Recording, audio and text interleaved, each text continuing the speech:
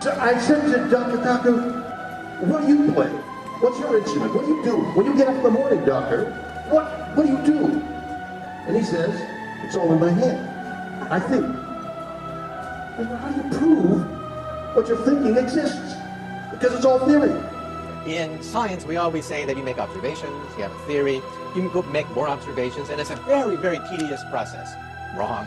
Nobody that I know of in my field uses the so-called scientific method.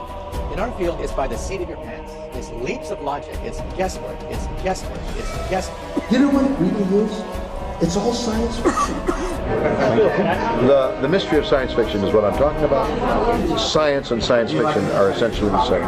Show us where the International Space Station is, Hubble, etc. Oh, okay. So if the Earth were actually this size, the International Space Station would be orbiting about a half an inch above the surface. And that dude who jumped out of a perfectly good balloon, what's his name? Felix Baumgartner. He would have been about 2 millimeters above the surface of this globe. That's his edge of space jump.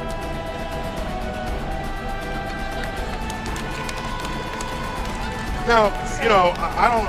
That's he wants to. I don't have a problem if he does it, but the honesty of it would greatly diminish what I think people thought he was actually doing. The honesty of it would greatly diminish what I think people thought he was actually doing.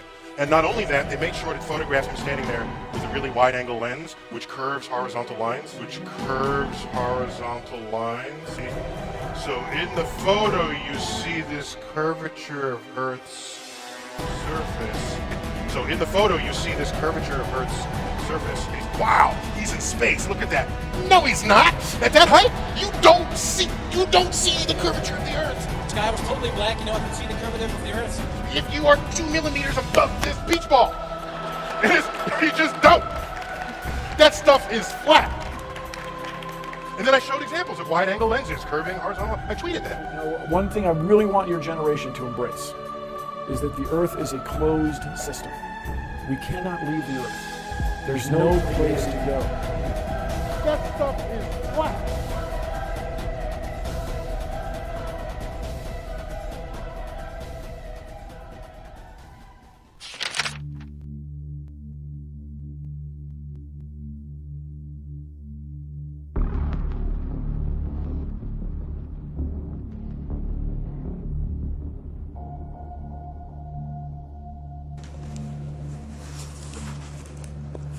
In the beginning, God created the heaven and the earth was without form and void, and darkness was upon the face of the deep, and the Spirit of God moved upon the face of the waters. And God said, "Let there be light," and there was light. And God saw the light, and that it was good. And God divided the light from the darkness. And God called the light day, and the darkness he called night, and the evening and the morning were the first day. And God said, "Let there be a firmament in the midst of the waters, and let it divide the waters from the waters." And God made the firmament, and divided the waters which were under the firmament from the waters which were above the firmament. And it was so. And God called the firmament heaven.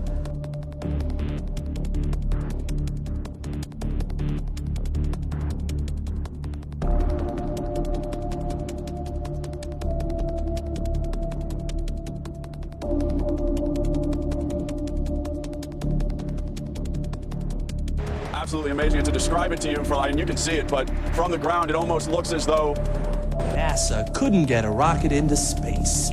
it looks as though a cloud of smoke with its own mind is just shooting through the sky.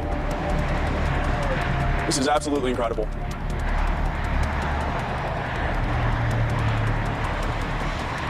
Again, you're watching the SpaceX Falcon 9 rocket launch from Vandenberg Air Force Base. This visible from Bakersfield.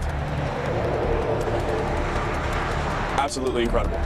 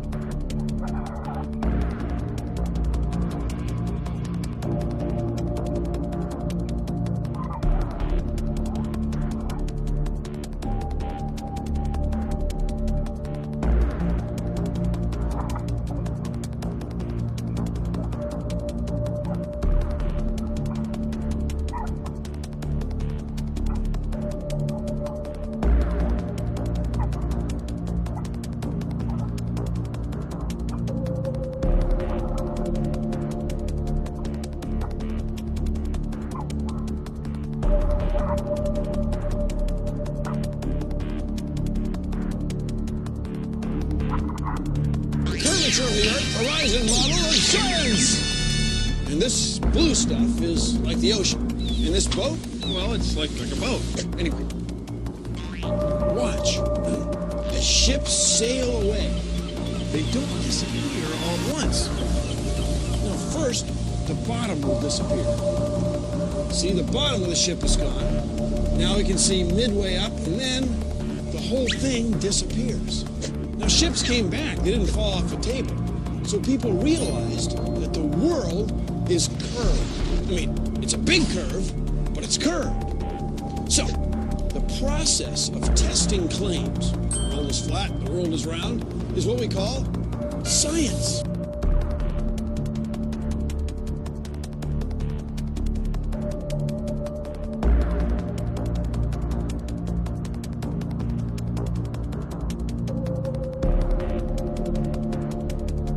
Well, I got a theory about that. Because of the fact that all parallel lines and planes converge at your eye-level horizon, this is according to the perspective, I'm not making this up. If in fact, and they do, they converge at your eye-level horizon visually, then it makes sense. Right down there, see that? That's flat. That is flat. That's at least 60 or 70 miles down. There's no curvature. There is no curvature. The Earth is flat, ladies and gentlemen. Get over it. It's flat. You've been lying to all our goddamn lives.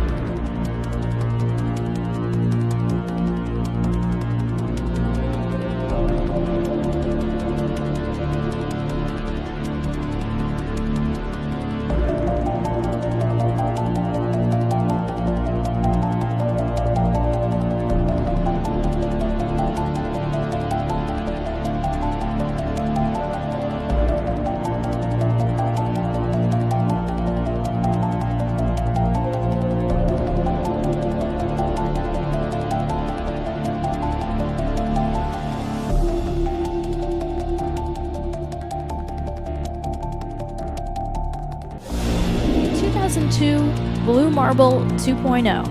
NASA's Rob Simon made this, and it had wide appeal too. For example, it ended up as the default background on the iPhone. I didn't even know until I bought an iPhone and turned it on and kind of didn't know what happened. Simon's job is... It's primarily taking data and making pictures out of it. That's what this is, a composite of data sets from several different instruments translated into a picture. It is photoshopped, but it has to be. There's artistry to creating the world. What I imagine it to be. Unfortunately, I'm not an astronaut. I've never been to space. But I've looked at these images over and over again, trying to sort of get the essence of it. It is photoshopped, but it has to be. It is photoshopped, but it has to be.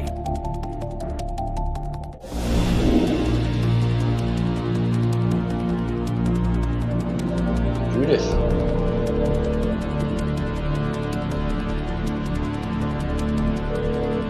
Oh, hi. I'm looking for Judith Rinsky. Who's calling, please? It's Mike. What's this in reference to? Just have a few questions regarding space. Oh. Are you kidding me?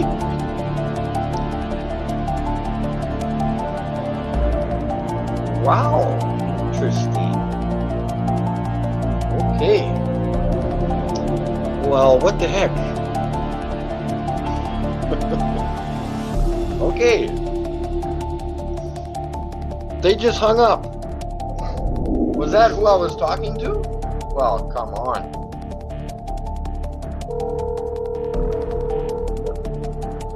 This is Judith Resnick. I'm sorry to miss your call.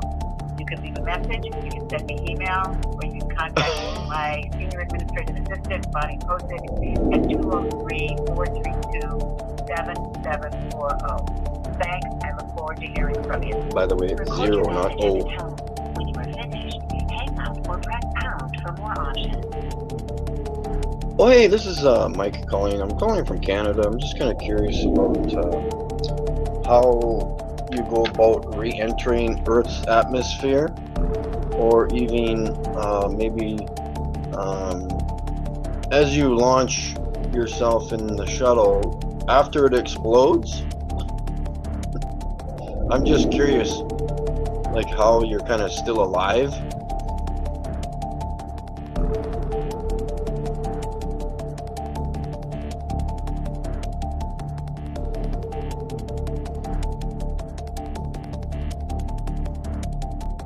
Hetzelfde toilet als bij de Rus, maar interessante systemen.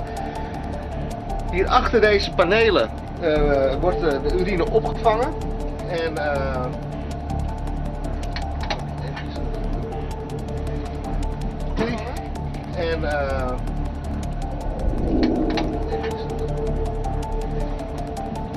and many will be Masons.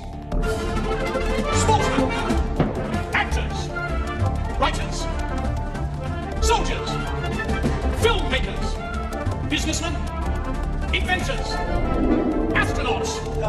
What on earth is an astronaut? No, they're not.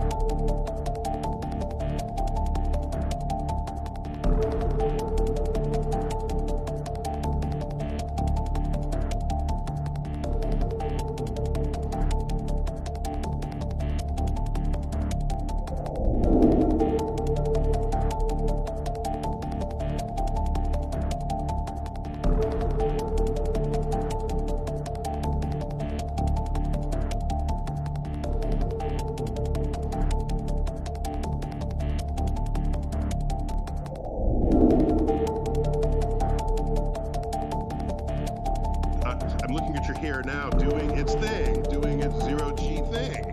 And so I'm just curious. I don't know, I guess that wasn't a question. I just want to tell everyone, look at your hair in space, in zero-G. The hair does not know which way down is.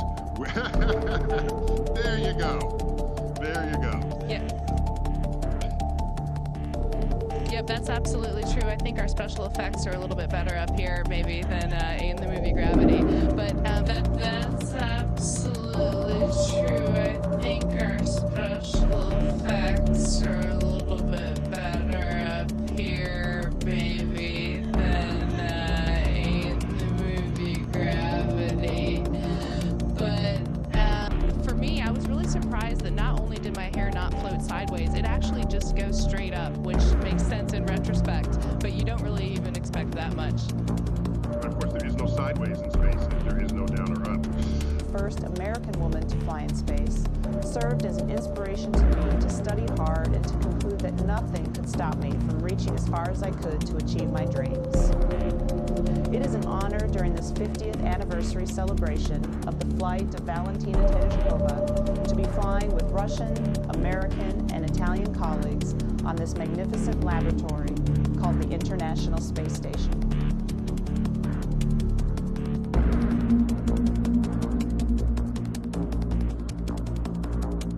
Sure. A lot of people wonder, why are we doing all these things in space? What is so special about this environment that makes us want to come up here and do these things? I want to share a very interesting phenomenon with you that I find utterly fascinating, and I think that we still have yet to learn a lot about. And that's behavior of liquids. We do a lot of studies on fluids up here. It tends to want to make it behave. Let me move a little closer so you can see this. It tends to make liquids behave a lot differently. And the natural shape is a sphere. That's the lowest energy shape of a liquid. But what's interesting is, because of surface tension, you put a liquid on an object, and it wants to stick to the object because it changes the physics a little bit. So let me put a bunch of liquid on my hand. I have to be very careful because I'm in the laboratory and I really don't want to make a mess. Now, I can make a glove of water on my hand. Let me move a little bit closer. And I put some water on my hand. And of course, on the ground, this doesn't work because it falls down. Can you see the water between my fingers? This is all driven by surface tension. It's driving the behavior of the water.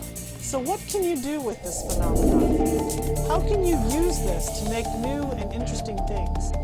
If you put little particles like the colloids that I mentioned earlier in a liquid like this and apply a magnetic field, or apply an electric field, or apply a mechanical stress, or something that changes the properties of how those particles behave in the liquid, what kind of systems can you come up with? What kind of systems can you engineer? What kind of fundamental physics are we going to discover from such behavior?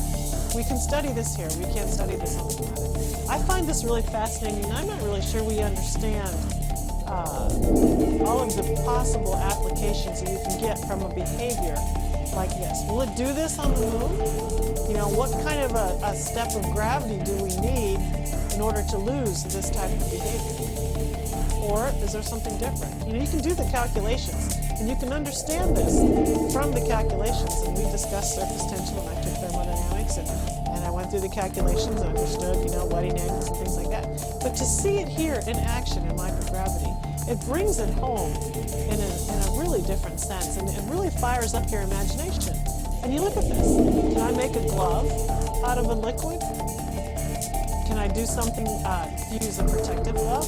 How can I use this in systems to design hydraulic systems or fluid systems, or use fluids even as control mechanisms and other kinds of systems? It's all new. It's all interesting. It's all exciting. Think, use your imagination. What could you do with this? I can change the shape of my hand and the water just fits right around there. It just flows with it. Isn't that interesting? So that, my friends, is why we come up here and we do experiments. We have phenomena like this that we don't see on the Earth, and we don't know what it means, and we don't know how we can use it, and we don't know what we don't know. So we'll have to see what else we discover as we spend more time here in microgravity, and we move on to the Moon and Mars, and even more interesting unique environments. So we carefully clean this up so I don't make a mess. And I want to say, again, thank you for stopping by the space station today. I hope you enjoyed your stop. I wish you could come here and look out the window with us sometime, but at least try and find some of the pictures. And think about what I just showed you and all of the other things that we're doing up here that we really are trying to understand, and things that we'll discover because we don't know they exist yet. And imagine our future. It'll be very nice.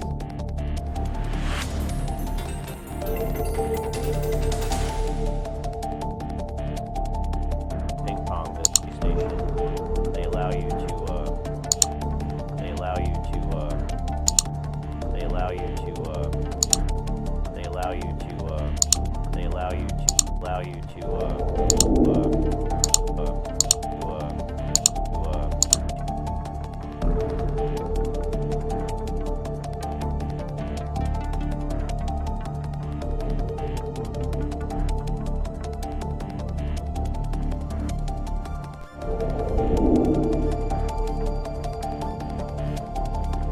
stuff.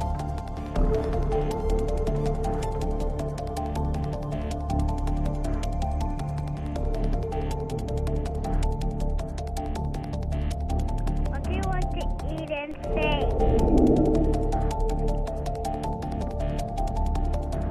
Well, I like eating pretty much everything in here because I can play with my food, but my favorite is coffee balls. So I'll show you about a coffee ball. So coffee, I love coffee on Earth. It's pretty much my favorite thing. But in space, I get to make balls out of it. So check this out. And then suck the balls. And then suck the balls. Suck the balls. Suck the balls.